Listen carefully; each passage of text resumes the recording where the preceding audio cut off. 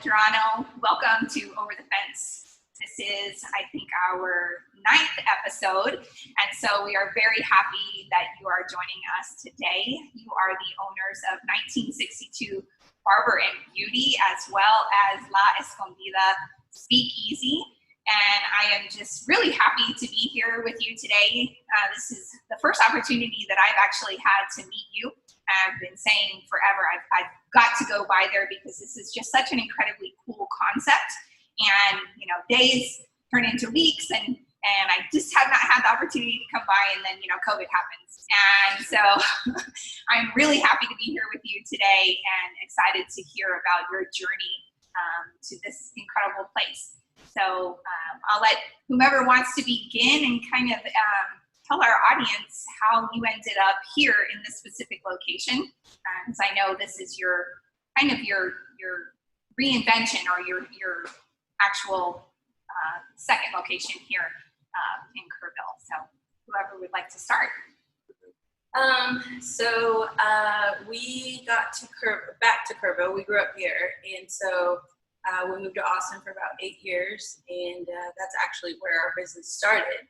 And we changed it up. It was more of like a day spa there. So I had already been behind the chair for almost 10 years at the moment.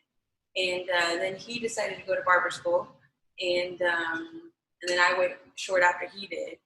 So we can like really specialize in the barber industry instead of more of like the day spa stuff. And whenever we decided to move back home, we decided that we're going to take a break from just jumping right back into a business because, you know, we had been gone for about 8 years. So it was kind of a long time, and Kerrville had already turned into what this new Kerrville is what I feel. So I wanted to acclimate to that newness before we did anything out of just, you know, wanting to get right back in it. But that quickly changed because my brother was going to barber school at 5 Points, where the barber school used to be. Mm-hmm. And that was happening right whenever we were deciding to come back and see where we wanted to live and all that jazz. And so I went to go visit him, and Mr. Kropp, the landlord of the barber school, was like, hey, he tells me you have a barber shop, and, you know, I'm looking to rent this place out to someone who's either a barber shop or hair salon, since it's already set up for that from the barber school. And then that's whenever things kind of changed for me, because he was still in Austin finishing up barber school, and I was just kind of coming back to check out how we're going to ease back into things here. And whenever that happened, I give him a call, and I was like, so do you still want to wait to jump back into it, or you want to just jump back into it because this is what I've stumbled on? And he was like, oh man, like, I don't know, I guess you have to think about it. And so sure enough, we decided to run with it, since we already, like I said, had that business or gearing towards a barbershop business out there. We just brought that with us and made it happen here. And so we asked our son whenever we were in the Austin area, like, where do you want to be? You want to be here? You want to be closer to family? What do you want to do? And he's like, I wouldn't mind going back to Kerrville. So it kind of just all made sense, you know. And we're at 5 Points for about 1.5 years, and created a good clientele here quickly, it seemed like. It was a very pleasant surprise to see the response at Kerrville, and like all the little local surrounding towns were hungry for it, you know. Mm-hmm. And so that was, like I said, a really pleasant surprise, and we're there for about 1.5 years. And then we found this place, and we're able to purchase this building and start building some permanent roots around here. So yeah. You've hit on a couple of things that I want to get back to, sure. But before we started filming, I had the opportunity to visit with you guys a little bit, and there was something that you said that really stood out to me, and that is that your story is very similar to a lot of people that I have the opportunity to talk to, and that is that you kind of moved away because you thought there was something missing here in Kerrville, and then I'll let you finish. You got away from it, and so we thought, you know, we're 20, 21 when we left, and we were always those, you know, that young couple that we're like, well, as soon as we can, we want to get out of Kerrville, never look back. You know, it's boring. There's nothing to do, you know. And so we did just that. We left to Austin, and it was fun. There was a little bit more to do. And I say a little bit because even though it's a bigger city, it doesn't mean that there's a whole lot more to do, it's just kind of depending on what you want to do. And so we left and came back, and whenever we come to visit, we're like, it's actually really pretty here. You're driving into like the hill country, you're seeing all the hills and stuff. And whenever we came back, I was like, I don't know why we left. We were already in paradise, we were already where we needed to be. And I think coming back on a more mature level and not really seeking to always be out and about or, hanging out or partying or whatever, it really makes it for a pleasant comeback because we're in a whole different mindset, So, and that brings me to a couple of key words that you've used in this. So, stumbled on, I've heard that in previous podcasts that we've done, and mindset. So I've heard that from Alex Judd from Entre Leadership on a podcast that I just did with him, where mindset definitely is a motivator and determines outcome. And kind of when you're stumbling through things, what you come across and having that mindset to make things happen in your life. And what I really love about your story is that you've created something here that is going to really appeal to so many people. And I think kind of brings a little bit of that thing that you might have missed or you might have gone away looking for. And a lot of times what Jeremy talks about, that Kerrville is the new Kerrville. Absolutely. Exactly. So the vibe here is amazing. I'm sorry that it took me so long to get here to see it for myself. Like I said, I've been talking about coming and seeing it. So if, even if you're not coming in for a haircut or color or barber services, I definitely need to tell the community you have to come in and just to be able to see the place and experience the feeling when you walk through the doors. So I want to give you the opportunity to talk a little bit about how La Escondida happened. Where that idea came from as far as the Speakeasy portion of your idea process? Yeah, I mean, we're very into music. We're very into I guess just kind of hanging out and finding a place where we can be lax and not feel like judged or feel like you have to be a certain kind of way. And so that's one thing that we did find when we were out in Austin. It's just that there's a bunch of different styles, there's a bunch of different things. And I mean, like you said, having the right mindset of something just to talk about it and joke about it and play about it. And then all of a sudden it slowly starts becoming a reality. And we just kind of come in and like, well, what if we did this? Like, all right, well, we got one table back there.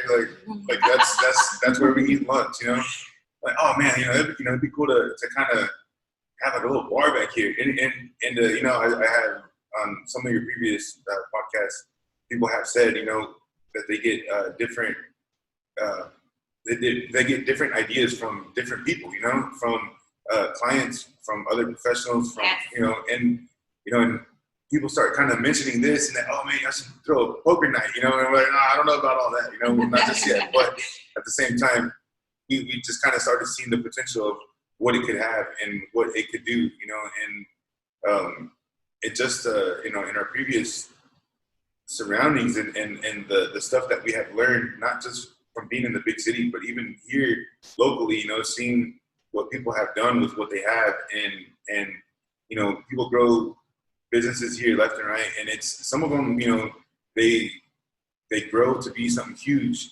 And some of them, they stay mom and pop, which is cool, Yeah. The community needs that, we need the sense of small town still. Yes. But the La Escondida, it's just something that, so La Escondida means the hidden, which is, it's kind of hidden behind the barbershop. That's the whole reason behind the name. And it's just a place where, if you just kind of want to hang out and escape for a second, maybe you have some work or some payroll or just, I don't know, you just need to hide out. I mean, that's what we're trying to create in the back, just a place for people to just kind of escape for the moment and have a drink or soda or water or just come and chill. Yeah. And I love the fact that, part of that sharing of ideas or listening to people as they come in and they bring those ideas to you, it really gives you that sense of community support, I think, as well. So you're getting all of this input, and so okay, that idea is phenomenal. Let me put, again, I think this is kind of something that Carrie and Patrick will alluded to. Let me take that idea and let me put our spin on it so that Sure. it is, part of what is important to us and, fits into our plan. And so here our little chime in. So Gil is joining us for our only second time in our rapid fire questions. So Gil, can you hear us? I got you. Okay. Hey, what's up, Gil? Gil, I'd like Hey, how's it going? to Anabel and Danielle Medrano. I know you all. So part of what we do now is a little rapid fire round, which is I like to just ask some quick questions, get to know some of our people that we're interviewing, really just people here in our community, the fabric, who's here, what they're made of, and what y'all are exactly doing. So with that, I'm looking at my notes, but it's a pretty simple question. I think last time I asked the last interviewee what her favorite color was, and I think I'll start with that.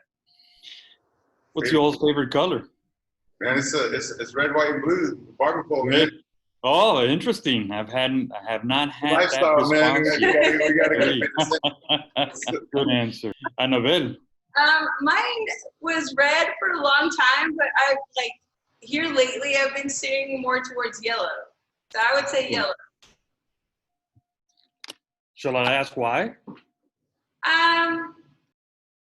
Brighter, I guess. It's got a brighter vibe to it, just a sense of lightness, but not necessarily. I'm an artist, so I like this. Okay. All right. Absolutely. Pretty cool. All right. So something else I'd like to ask is a little bit about movies. Obviously, I'm a film buff, right? So what movie genre do you all like? Man. He's a movie guy. Yeah. I always know, chick flicks are always the way to go, especially with her, She doesn't know that that's what she likes, but yeah, that's Spoken like a true happy family man. Try to, man. I try, happy wife, happy life, right? So. What's your favorite movie? Actually, hey, that was my next question. Oh, I'm sorry. I thought that's where we were. I love that. That was my next question. No, she's asking because she knows my favorite movie is Grease. And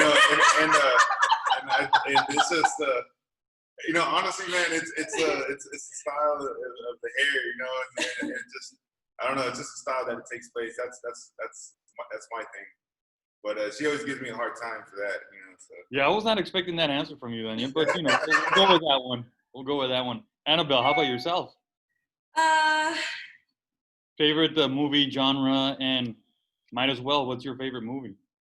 Genre, I like a lot of reality stuff, so documentaries, things of that nature. Although my favorite movie is not that. Forever, I've always said it's been A Walk to Remember. It's an old one, but I like that one. Oh, interesting. Interesting answers, all of y'all. Okay, so you know what? Let me take it a step further. I'm actually thinking about this one now. So, if there is a movie character that best describes who you are, who would it be? And it doesn't have to be in your genre, your favorite movie. I'm talking about just a movie character. I'll let you go with that. Ooh, Dale, you go first, Anabel. We just saw that movie, The Madam C.J. Walker? Yes, Madam C.J. Walker. I like to think that could be pretty close to me. Or I could be pretty close to her.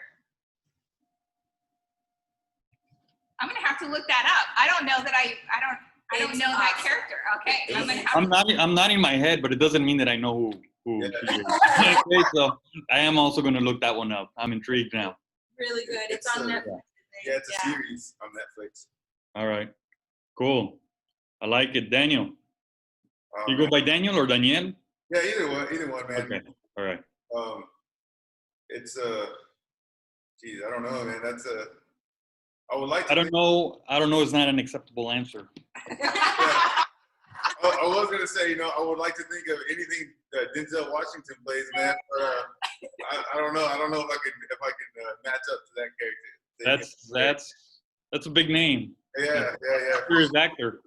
For sure. I don't know, man. As a character, it's I don't know, man. I never even. I mean, Denzel's will find. It's a good answer. All right. It might be who you want. I'm not saying you're not like Denzel, but it might be. I'm not, man. I know. I'm not. He's just a cool, suave guy, But you know what's interesting about Denzel is that he doesn't do comedies. Right. Yeah. You notice that? It's not his style, I guess. Yeah, I never thought of it. Yeah. So you must not be a funny guy, Daniel.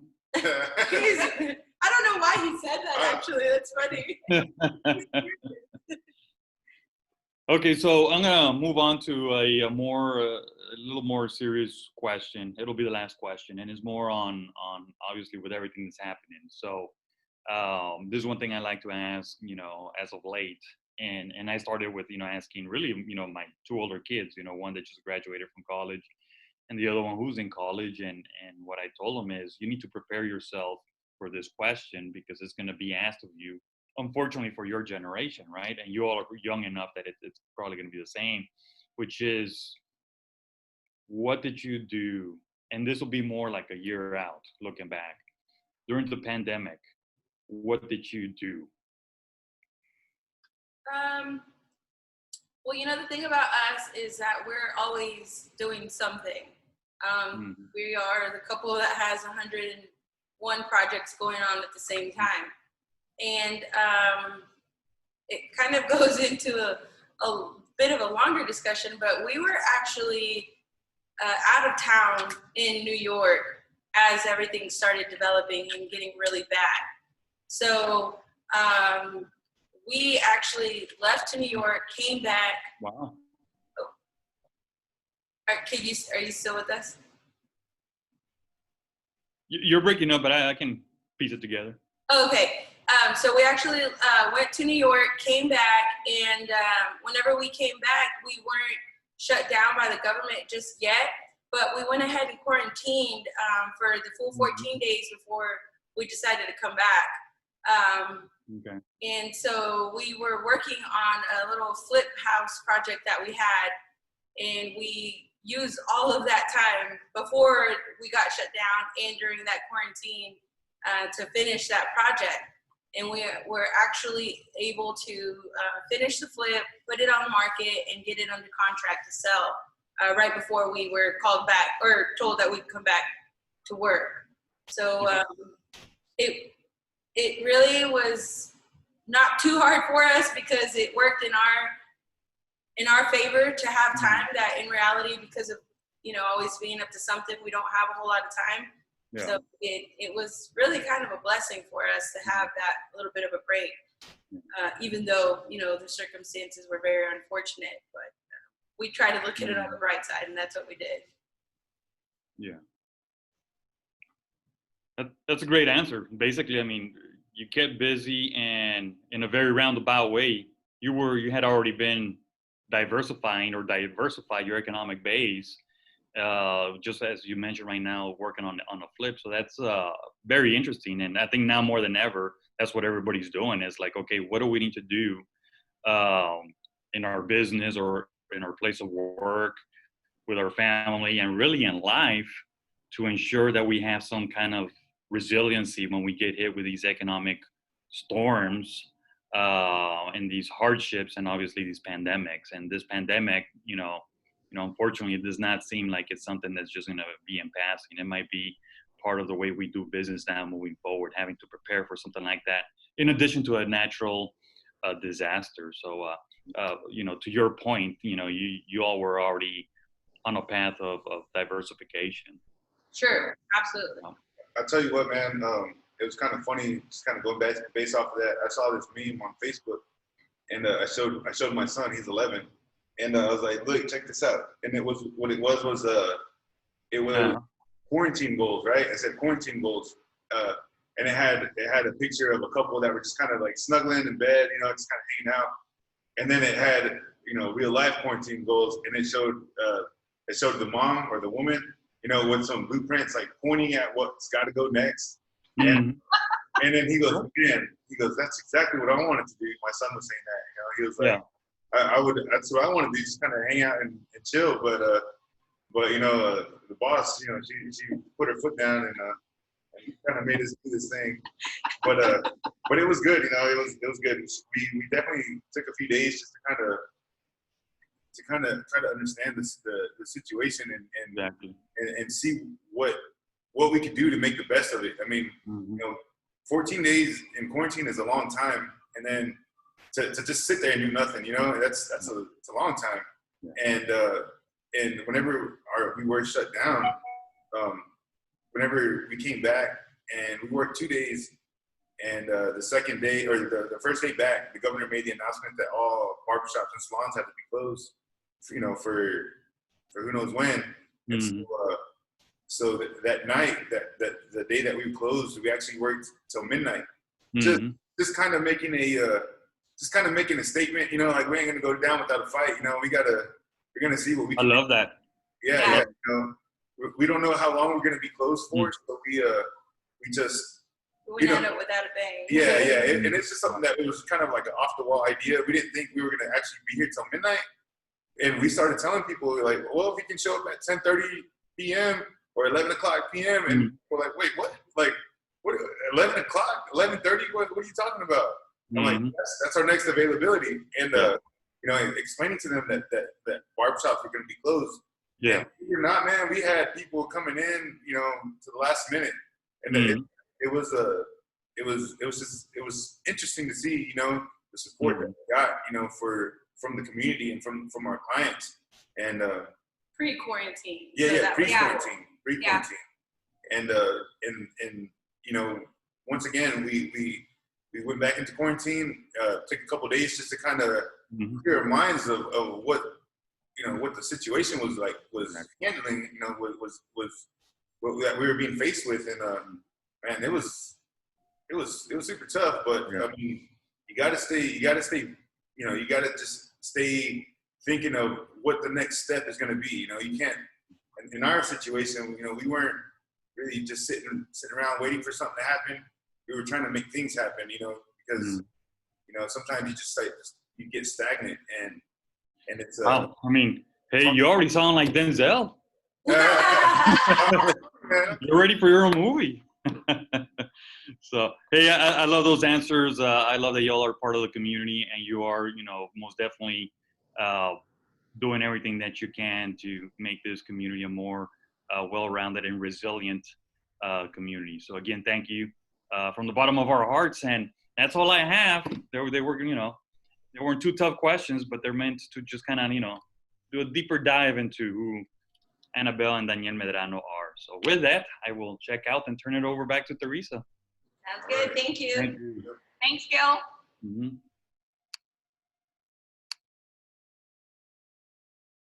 Okay, so you survived rapid fire. It wasn't too bad, was it? No. You're only the second ones, and I kind of love it. This is Gil's idea to kind of bring a new type of feel to the podcast, and I really enjoy it. So I hope you guys did too. I think it was cool. Yeah. Good. Yeah. So we're just going to finish up, and I really only have kind of one more question for you, and I think it for me, this is one of the questions that I got from Alex Judd from Entree Leadership, and he gave a list of 31 questions that he really loves to ask, that he's kind of developed over the time of being able to speak with a lot of people and have just some great conversations. And that is, if you could have 2 minutes with yourself from 10 years ago, what would you say to yourself? Man, I don't know. I would say you better brace yourself, man. You get into some stuff, But it's 10 years ago we were actually talking about that last night, and it's something that, man, we were in a whole other mindset, a whole other place. We were barely getting to Austin, didn't know what the hell to expect, and just kind of figuring it out from there, and just meeting new people with new ideas, and we're like, what the hell? Like, it's kind of weird, man, but it's but the thing is you learn to adapt, and I don't know talking to ourselves 10 years ago, it's definitely been a journey. And honestly, I would honestly just tell myself to stay open-minded, to stay open-minded and just try to absorb as much knowledge as possible, not just from a business standpoint, but as a working standpoint, as learning new trades or crafts or whatever it is 10 years is a long time to not learn anything new. And so that's one thing that I would definitely tell myself is just try that much harder on being open to new ideas and to just kind of jump out and try new things, just be optimistic about life, Yeah, Absolutely. well, I think you guys have you've already done that, and so if you were to give yourself advice, man, maybe you would have accomplished things sooner. I don't know, but I totally believe in that. Timing is everything, and what you guys have accomplished here and the timing of it has been perfect and exceptional. And so thank you for what you've contributed to our community. This is just, this is really a special place, and I'm excited for you. I'm excited to see the things that are coming for you, and for the opportunities for the people to come in here and experience not only this place, but to get to know you. It's really been a pleasure speaking with you. Thank you. Likewise. Thank you for the time. Sure. Thank you. Thank you for considering us for this. This is exciting for us. Oh yeah, it's been a wonderful conversation, even prior to filming and definitely while we've been on. And I will tell you, honestly, the community, since we've been back, the people that we have met, the people that have supported us and just kind of like helped us on the way, even our old landlord, just being super cool, with being surrounded by, some of these other badass places here in town in Kerrville that are bringing a new feel to Kerrville, Yes. and we just want to kind of be there and back it up as much as we can. It's like Mike and Kyle has, Kerrville's a new Kerrville, and it's something that you can't stop, and it's to have support of the community making it this new place. We tell people all the time, we didn't move back to the Kerrville that we came to. We came back to a new Kerrville. It's definitely growing. New people, out of town people, and or people like us coming back. Yeah, just leaving and coming back. With different ideas. It is exciting. Thank you for your time. And we're going to make sure that your information is up and posted for people to see so that you can come in and get to see this wonderful place and some of the exciting things that are going to be happening. So again, thank you so much for being with us, and we really appreciate your time. Thank Yes, you. ma'am. Thank you very much.